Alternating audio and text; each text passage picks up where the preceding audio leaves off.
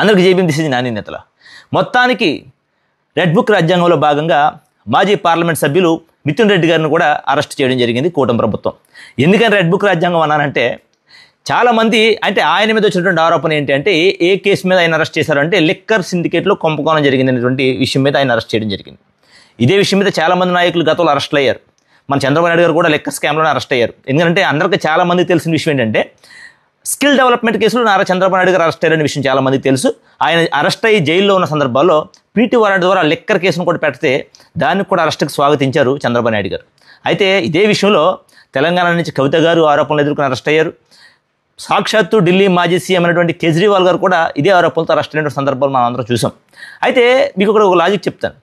ఢిల్లీ మాజీ ముఖ్యమంత్రి కేజ్రీవాల్ గారు ఎదుర్కొన్నటువంటి ఆరోపణ ఏంటి తెలుసా మీకు?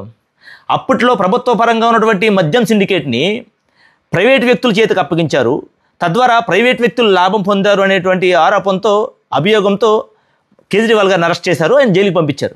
ఇక్కడ ఆంధ్రాలో జరిగినటువంటి ఏంటి, అప్పటి వరకు ప్రైవేట్ వ్యక్తుల చేతుల్లో ఉన్నటువంటి లిక్కర్ కుంభకోణాన్ని సాక్షాత్తు ప్రభుత్వానికి అప్పచెప్పి ప్రభుత్వానికి లిక్కర్ ద్వారా ఆదాయాన్ని చేకూర్చినటువంటి ముఖ్యమంత్రి జగన్మోహన్ రెడ్డి గారు, ఆనాటి వైసీపీ గవర్నమెంట్.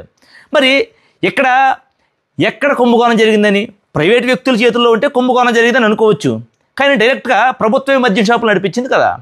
ప్రభుత్వం పారదర్శకంగా దానికి ఒక ఎంప్లాయ్మెంట్ని క్రియేట్ చేసి, దానికి బెవరేజ్ అని చెప్పి ఒక కార్పొరేషన్ పెట్టి కొంతమందికి ఉద్యోగ అవకాశాలు కల్పించి ప్రభుత్వానికి డైరెక్ట్గా, మీరు గత ప్రభుత్వంతో చూసుకుంటే, చంద్రబాబు నాయుడు గారి ప్రభుత్వంతో చూసుకుంటే కొన్ని వేల కోట్ల రెట్టింపు ఆదాయం వైసీపీ గవర్నమెంట్లో వచ్చింది మద్యం ద్వారా.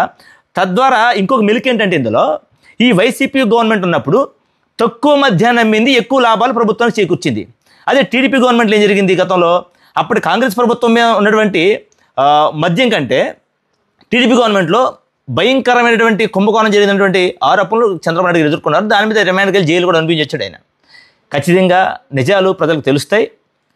ఖచ్చితంగా నిర్దోషిగా మిత్రులను బయటకు వస్తాడు.